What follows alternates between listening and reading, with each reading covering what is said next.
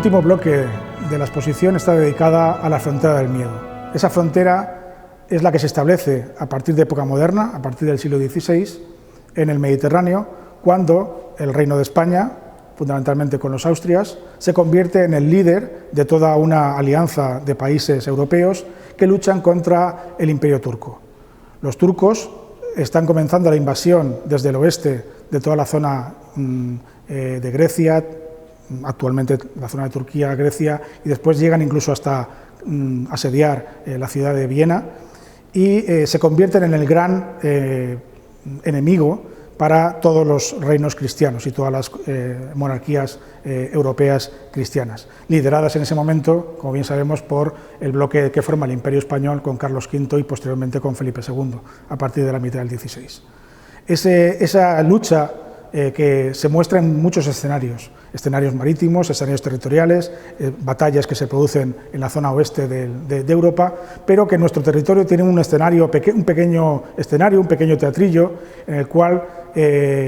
las flotas de las repúblicas corsarias de Argel y de Túnez son incentivadas económicamente y con tropas por parte del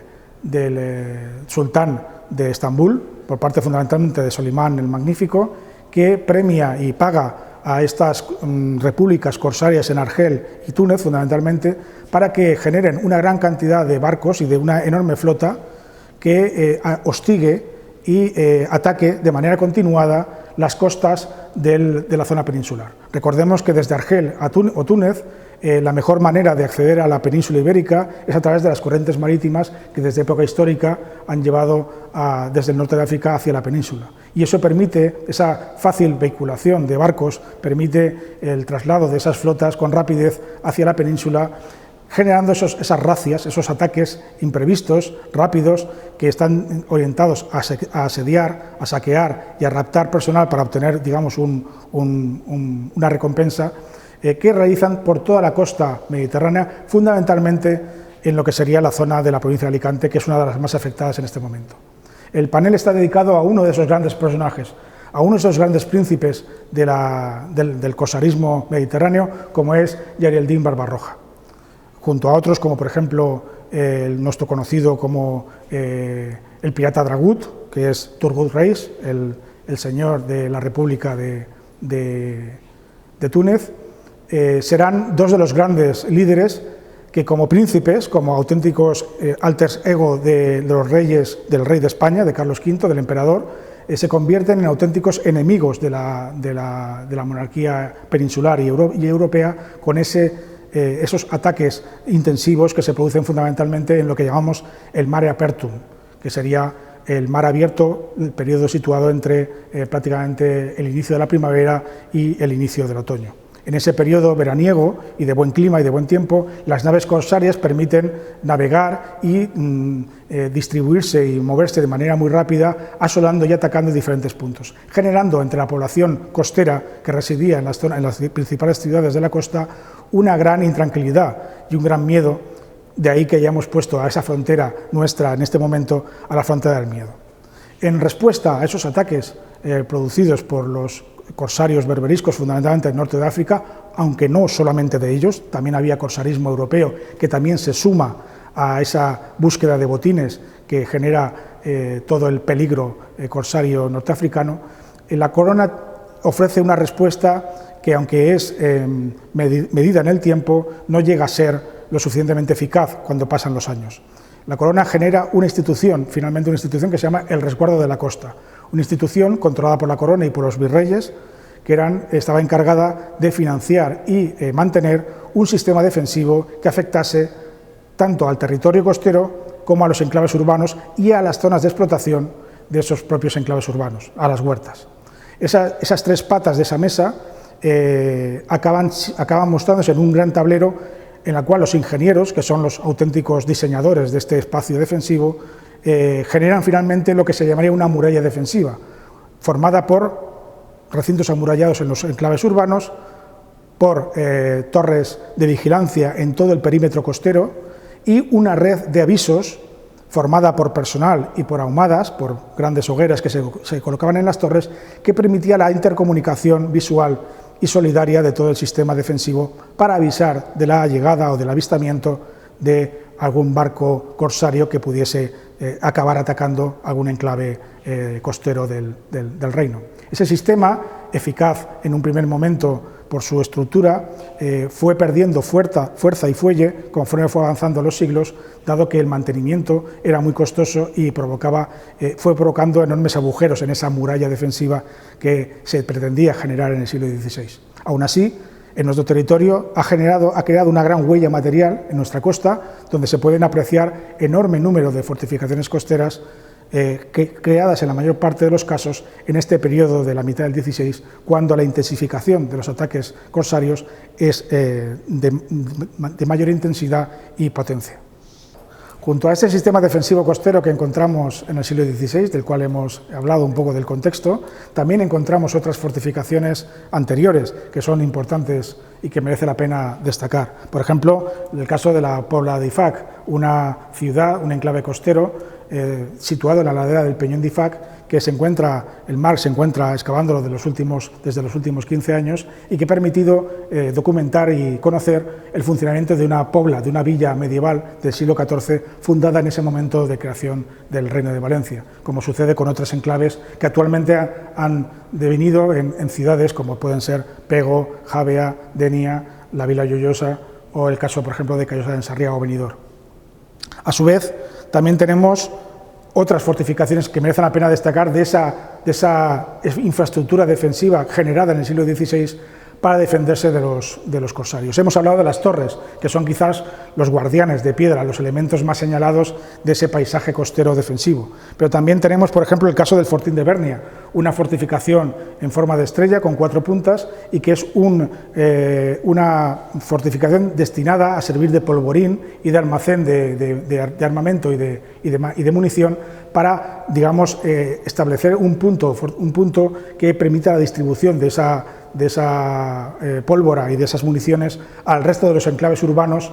que se encontraban en el territorio. Aparte de las torres y de las ciudades amuralladas, como por ejemplo el caso de la Villa Joiosa, que también aparece en el panel, el reino establece también la creación de 2 infraestructuras de personal, digamos, de gente. Una parte sería la Compañía de Caballeros de la Costa, que sería, digamos, una compañía de caballería destinada fundamentalmente a 2 objetivos. Uno, generar lo que se llaman los atajadores, o sea, aquel personal a caballo que comunica, que va corriendo entre torre, comunicando y avisando la llegada o el avistamiento de corsarios. Y 2, la creación de una propia milicia de tropas que, digamos, salían a defender los puntos fortificados allí donde las torres daban el aviso, en aquellas calas refugiadas donde los corsarios buscaban el amparo de desembocaduras de arroyos para poder desembarcar y generar su actividad pirática y corsaria. También merece la pena destacar el caso, por ejemplo, de la Alcazaba de Denia, también muy destacada, muy importante a lo largo de la historia, que como la de Alicante, como el caso de la Alcazaba de Orihuela, son grandes núcleos, grandes complejos fortificados que evolucionan a lo largo del tiempo y que merecen mucho la pena su visita, dado que puedes ver una evolución histórica muy importante de lo que sucede en nuestro territorio en época medieval y moderna, fundamentalmente. También convendría destacar los casos de los enclaves urbanos amurallados. Por ejemplo, el caso de la Vila Joiosa, que hemos hablado anteriormente. El caso, por ejemplo, del recinto del Castillo de Benidorm, recientemente excavado, que también ha aportado mucha información. O, por ejemplo, el caso de las murallas de Calp, o, por ejemplo, el caso de las murallas de Sabia. Todas estas fortificaciones, en buena parte, son construidas con un protagonista concreto, que va a ser el Duque de Calabria. El Duque de Calabria fue virrey del Reino de Valencia en la primera mitad del siglo XVI y es el que genera un primer sistema integral que afecta a todo el reino de defensa que engloba esas 3 patas de la mesa que hablábamos en un primer momento: enclaves urbanos, fortificaciones costeras y dotaciones de militares de personal, tanto en torres como en las poblaciones. Calabria y su sistema, que ha dejado huellas increíbles de sus construcciones, por ejemplo, en el caso de los torreones de las murallas de la Vila Joiosa o en el caso del torreón de la Pesa de Calp, será el sistema que aguantará y soportará prácticamente la intensidad de los ataques corsarios durante casi 150 años, dado que, como hemos dicho, el resguardo de la costa funcionará, en un primer momento, pero después la dotación económica y los problemas de diseños y de mantenimiento de esas fortificaciones a lo largo del tiempo provoca la progresiva caída de los diferentes elementos hasta su total abandono a partir de finales del siglo XIX, cuando esas torres son convertidas, en algunos casos, en faros de vigilancia o en otros, poco a poco, languidecen hasta convertirse en los guardianes de piedra que hoy conocemos. En cuanto a elementos defensivos destacables que pueden observar si se acercan a estas fortificaciones que están, como digo, jalonando toda la costa, sobre todo la costa norte de nuestra provincia, podemos encontrar, por ejemplo, los casos de esta planta, como hemos dicho, la planta del Fortín de Bernia, que se encuentra en la Sierra de Bernia, cercana en el término municipal de Callosa de Ensarriá, y que es esa planta con estos baluartes, estos ángulos, estos vértices salientes en la fortificación que permiten un mejor control, una eliminación de los puntos muertos que las defensas medievales solían tener al ser de planta cuadrada. La planta, digamos, en forma de baluarte, en forma de corazón apuntado, permitía el poder controlar todos los puntos muertos y que en ningún caso quedase un espacio no defendido para que pudiera acceder el asaltante y generar esa perforación, esa mina en la base de la torre que acabaría con el derrumbe de la propia muralla o con el consiguiente agujero que permitía el acceso de los asaltantes al interior. También destacamos otros aspectos importantes, como por ejemplo son esas corseras, esos matacanes situados en los remates de las fortificaciones y que son, digamos, que recogen todo el perímetro de la torre y que se ponen también muy de moda a partir de la segunda mitad del siglo XVI en este tipo de fortificaciones, introducidos fundamentalmente por ingenieros italianos como Giovanni Battista Antonelli, que será uno de los más importantes ingenieros que trabajen en el sistema defensivo del Reino de Valencia. Como representantes de esa frontera del miedo que habíamos hablado en este bloque, encontramos diversas fortificaciones. Algunas ya hemos hablado de ellas en otros bloques porque se encuentran en otros espacios geográficos de la provincia, como es el caso, por ejemplo, de la Torre del Cap Roig en Orihuela o de la Torre de la Illeta en el Campello. Pero fundamentalmente en la bruta franja costera de la Marina Baixa y de la Marina Alta es donde encontramos el mayor número de fortificaciones, porque también es donde se encuentran el mayor número de calas protegidas que los corsarios solían utilizar para poder amirar sus barcos y generar un desembarco e iniciar sus ataques por el interior de la provincia. Aquí tenemos, por ejemplo, el caso de la Torre de Aquiló, una de las grandes fortificaciones, de las primeras fortificaciones del sistema y que está datada en la primera mitad del siglo XVI. O, por ejemplo, un ejemplo de las murallas de estos enclaves urbanos, como es el caso del recinto fortificado de Calp. O, por ejemplo, el caso, del fortín de Moraira, un fortín con una planta de pezuña de buey muy característica que se construye a partir del siglo XVIII. También, en este caso, no solamente para la defensa del corsarismo norteafricano, sino también para el corsarismo ya francés y británico que existía por el Mediterráneo en este momento, en el siglo XVIII. Y, finalmente, el caso de la Torre del Hierro, una torre reformada y modificada, pero fundada en el siglo XVI dentro de esos proyectos defensivos que se generan por parte de la corona y que porta en su torre uno de los pocos escudos del reino en el cual pone el emblema y el